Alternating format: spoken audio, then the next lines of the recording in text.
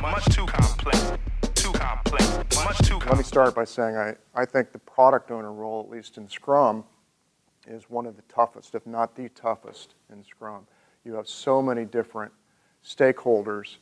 There's really 4 key stakeholders, but I'm sure it feels like you're running around to 100 different people every day. Obviously, your team is one of your key stakeholders, and people you've got to take care of, they're your babies. Then your executives are another, your external stakeholders, other business folks, and then of course your customer is your number 1 stakeholder.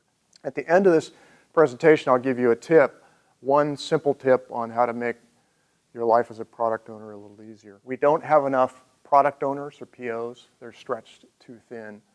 If you've got to get up and leave right now, that's my message today in Verizon. That figure out what your team decides is a 1. The 1 for a 1 team will never be the same for the 1 for the other team. And your executives should not be comparing teams' point valuation.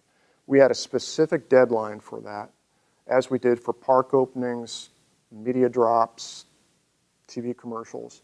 We had no choice but to deliver the scope that was promised in that period of time. So we had to estimate. We had to figure out when we were going to get these things done, to leave time in grooming to really focus on the business.